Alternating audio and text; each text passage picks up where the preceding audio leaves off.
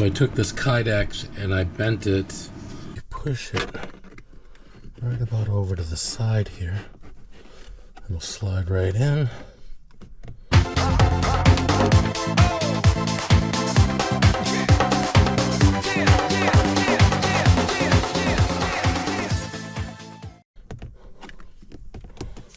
Like that.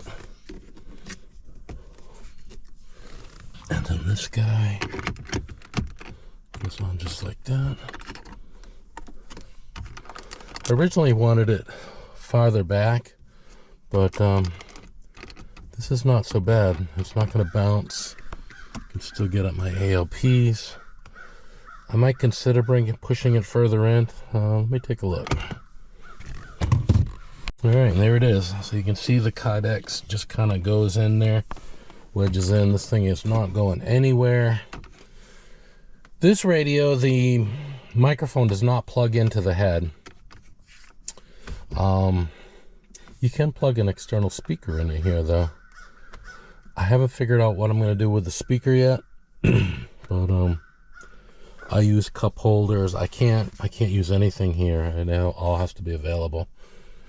I'm thinking the best, and I've had this before, is a speaker far up in the dashboard all the way up to the front. But as you can see, this is the premium Harman Kardon, so I got speakers like everywhere. So I haven't quite figured out the best place to put the speaker. Yeah, another little project for me to figure out. In Sue's car, it's actually under the dash, and see there's a little hole right here for the pivoting steering wheel. So I mounted the speaker right underneath there, aiming out this way. But I'm pretty happy with that look. That's how the head's gonna go. I could just remove it like that. Of course, there's gonna be a cable here as well, so. But yeah, that's the mount. I took this magnet mount, went into the trunk, and found out that through the carpet, this thing will hold down to the floor over on the side. So my plan, what I'm gonna do, is I'm gonna use my trusty double back tape. And with this, with Yaesu, it came with a Broughton bracket. Ain't that something? Take note of that, icon. So what I'm gonna do is I'm gonna double back tape this to the magnet. And this other side of this magnet's really good. And that's it. I just drop it into the trunk, and this thing ain't going anywhere. It'll have plenty of airflow, and I think it's gonna be just fine. So that's the plan. By the way, on this 3M tape, if it's hard to get off, just hit it with a lighter. Just hit it with a lighter. It'll pull it back, and you can get it off real easy. As you noticed, I labeled the antenna jacks because look where they got it. You won't be able to read it when it's on the bottom. So I should have snapped a photo of what these plugs were for, because can't read them, but it's in the instruction manual and you can get it online. But yeah, I think this is going to work fine. Let's go test it out. So the key in installing a radio in any nice car is you don't want to make anything permanent, leaving holes behind. So I can just take this radio and drop it right there. When I tested it before, I had the rubber part on the bottom of the magnet, so I might have to put something underneath it so it's not so slippery, but it is. You can see it's holding it pretty good. So I don't think it's going to go anywhere. It's definitely not going to go up over that lip. And yeah, no screws. I think I'm going to move it to this side. Same thing.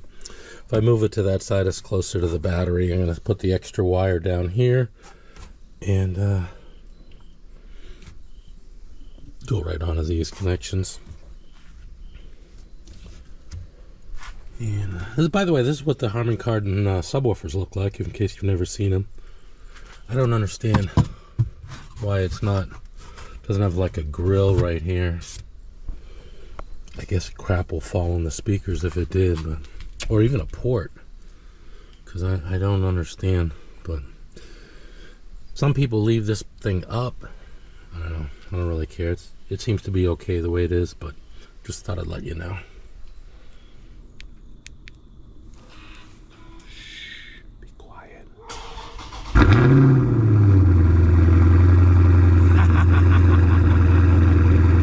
right, guys, so I want to go through my cables here real quick. I want to show you something though.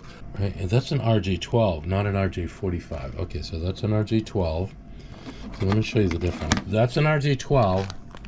This is an RJ45. See how they're a little bit different? Now, an RJ12 will fit in an RJ45 slot. But the two outer pins don't work. So I had to look at the pin out on this microphone because I want to show you something. So I had this. Well, actually, this. Look at this. This is RJ12 also. Right? So this is what I was using to extend the head, the remote head. This is what I was using to extend the microphone. But the microphone is an RJ45. So if you look, I had this, and as you can see, there's a little space on each side, and then I had this on the other side. So two of the pins were clearly not making contact. I want you to show you something also on this. It's kind of a pain. This one is easy to get to, right? So this is for the head, because when you have just this head on right here like this, they have a short piece going from here to here. Okay, so it goes to this one. The microphone plugs into there. See how deep it is? You gotta go way in there. Now when you have, I dropped the microphone. When you have this microphone connected with this rubber thing on it, it's really hard to, first of all, to figure out which side has got the pin, and also hard to press it down. I use like a little screwdriver to push it down. So just so you know, I don't know if you can see it, it goes in this way. All right, so this push button is at the bottom. You plug that in. So I'm gonna test it with this extension and make sure it works. Okay, so just to show you again, so I actually put a label on this one, 857. But see how it's an RJ12? That's an RJ12, 6 conductor. It's like a phone plug, but it's using all the pins. The microphone, though, as I showed you earlier, it's a RJ45. Don't use like a Cat 5 because the pins are crisscrossed, right, for Ethernet. It needs to be like a flat satin type, and it's straight through all the way through. So this radio comes with a different microphone. I added this microphone in because I wanted to use the touch tones on the repeaters. Yeah, so I want to show you here. Yeah, I have those power poles. I don't know if I really like them that much, especially not for a 100-watt radio. I'm using these. These will definitely handle the power.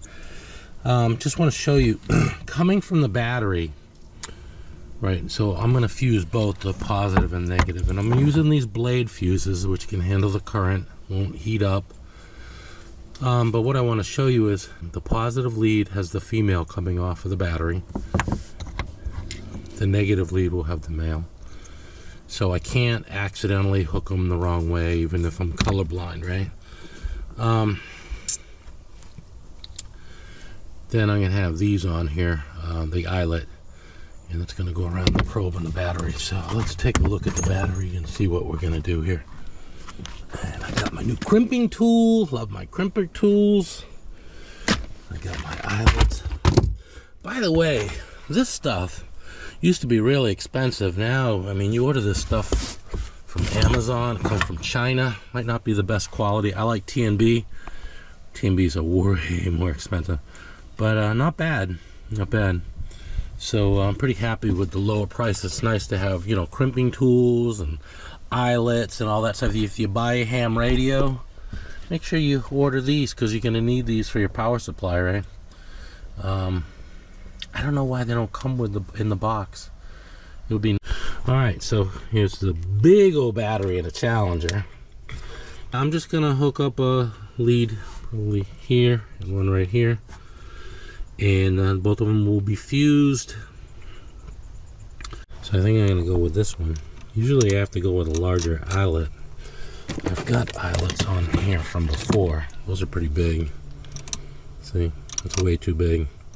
So I'm going to cut that one off and go with these smaller ones. These smaller ones will be better. And yeah, That should be good. Also, I'd like to see if I can get some of these nuts. What I'd like to do is, instead of having to loosen this and putting that underneath it, I'd like to just have a separate nut, right? So I can put it right there. So I'm going to see if I can find a nut for both of these.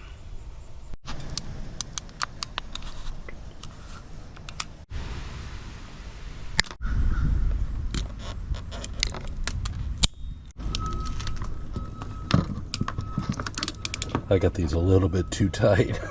Alright, so I don't have those nuts, so I'm just gonna loosen them up, put this around it. So hopefully I don't lose a connection. I think those lugs will be tight enough that unless I pull on them, I'm not gonna lose power here, so hopefully not. Here we go. These newer cars, you don't want to remove your battery without having something on the computer. Those nuts are not supposed to come completely off, and this being a full eyelet will be a problem, so I'm gonna notch it so I can just hook around it and tighten it. So this is what the notch looks like.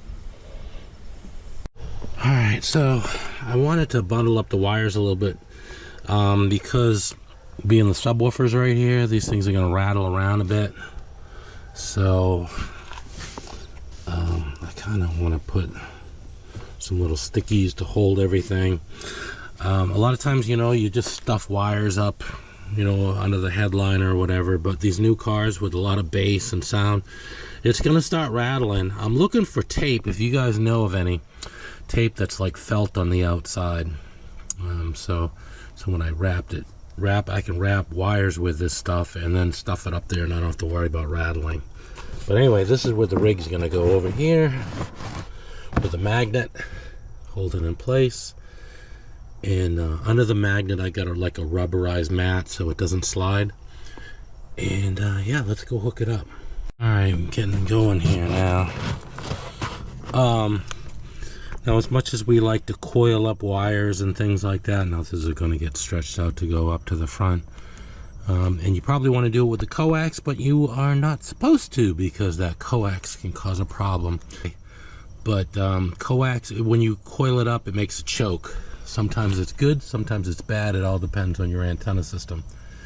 In my situation, I don't think it's going to matter either way, but I'm going to try and not coil it. I might try to just go back and forth. It'll be coiled a little bit, but not like a loop, you know. So notice also this this antenna mount that I got is RG8M. It's designed, it's actually high power mount, but the antenna is not a high power antenna. I just wanted good shielding. So yeah, so here we go. Okay, so that's it. This is the VHF UHF antenna. This is the HF antenna. A lot of people hate these antennas. I don't know why. I actually bought the radio because of this antenna. I wanted this antenna so bad. And I'm going to show you why.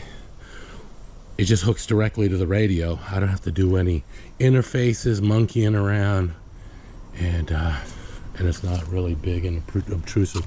Alright, so let's go ahead and give it a test. So this antenna is a screwdriver antenna. Look at all the stuff I have in my trunk. It's set at 50 megahertz right now, 6 meters.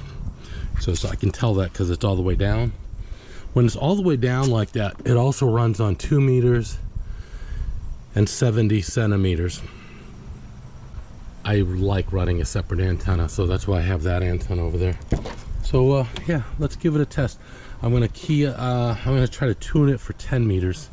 I'm gonna show you how easy it is on these Yaesus with the ATAS. Let's go to 20 meters.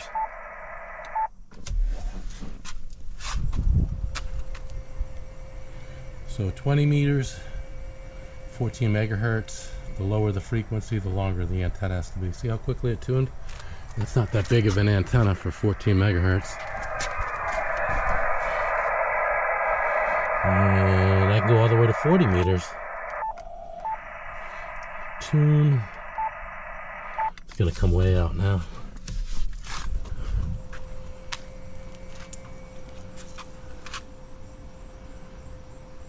Notice I'm outside the car. I'm not looking at meters. I'm not doing anything. I hit one button and the antenna tunes. That's why I like this setup. Beautiful. 40 meters. There you go. Let's see. Let's go back to 20.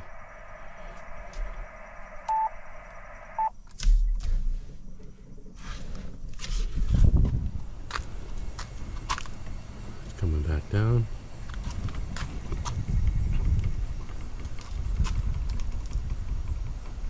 This antenna is really old. I think I bought this in 2005. So it's almost 20 years old, right? So the moment of truth is to see how much static I get from the motor. Let's start the car up.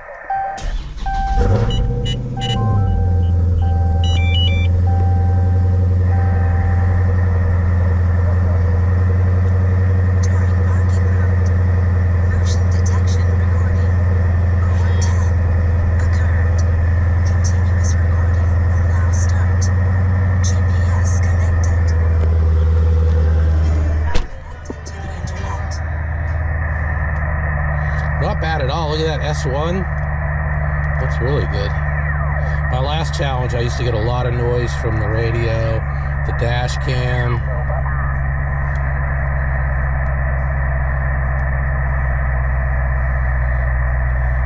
I think everybody's up on 10 meters. This is a great band here also, 17 meters. This is a great band here. I don't have an antenna in the house for this band.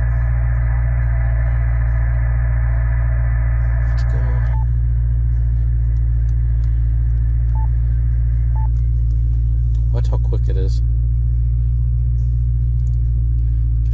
Boom. 15. Because I never know what band I want to go to. I don't want to be switching taps and stuff like that. I thought I heard people on 10. Here we go.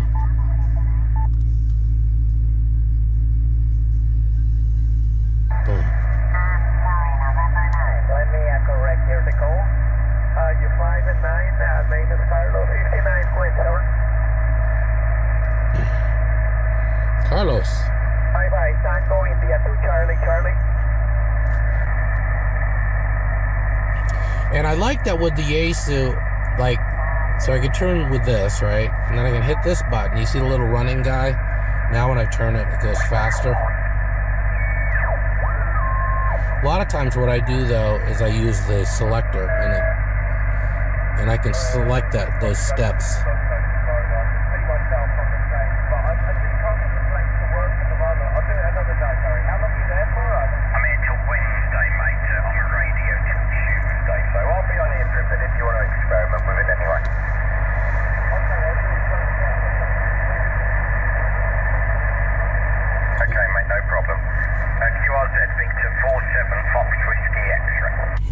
Mobile.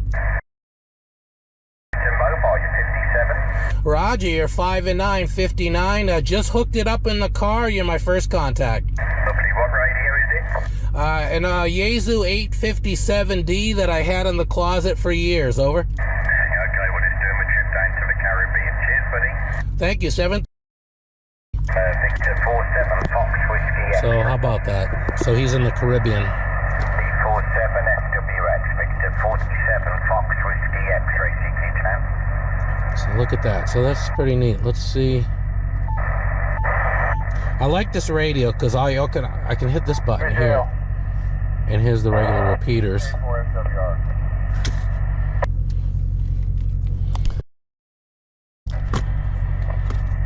Let's see. Good afternoon. It's 1 o'clock p.m. So my directivity is actually towards the front of the car. When your antennas are in the back, your directivity is towards the front.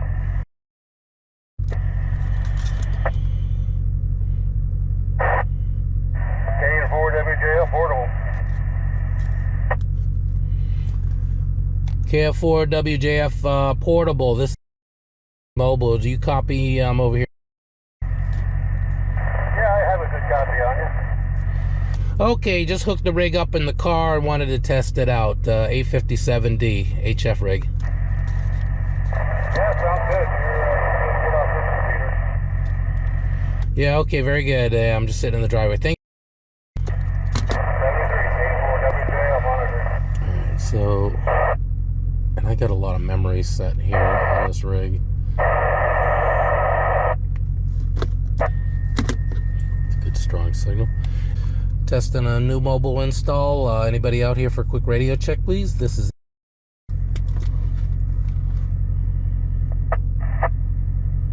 W4FK.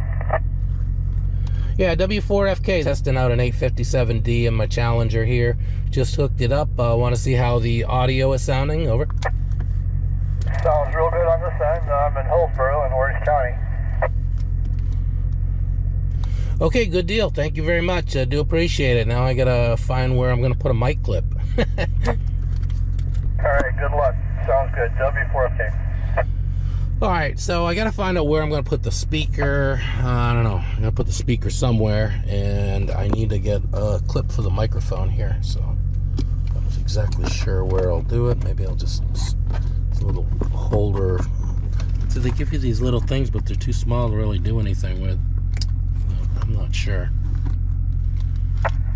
Need that.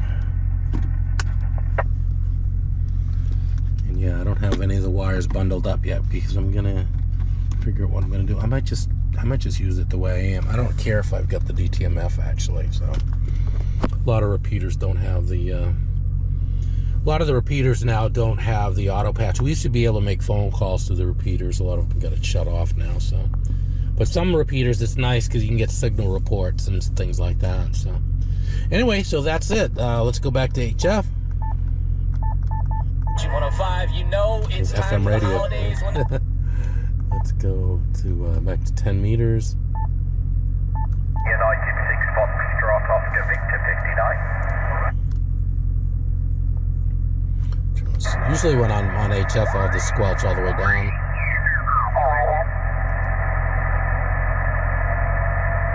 India Victor 3, Julia Charlie, ciao Gianfranco 59.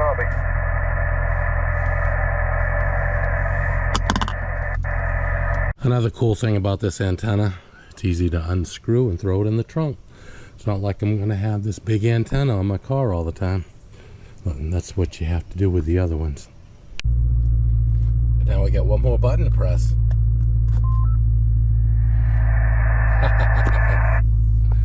Yes, sir. Get the ham radio in here. They call these radios DC to daylight because she can like go pretty much anywhere. I can listen all the way up to like I think 900 megahertz.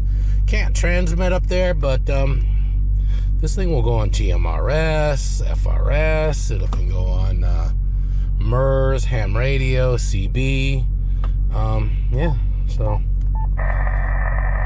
I like the 17 meters, but I gotta tell you, 20 meters, that's my play band. That's where I talk to my boys over there in Europe from the mobile. From the mobile. I don't need no damn phone. Matter of fact, did I bring my phone? Anyway, gotta go out. I want to do a little test run here with the ham radio, see what kind of noise I get, what kind of signals I get. Conditions aren't that great right now, but I really love this setup. You can see through the rear view, there's the antenna, and yeah, we're ready to rock and roll now. Good times here again. It goes up.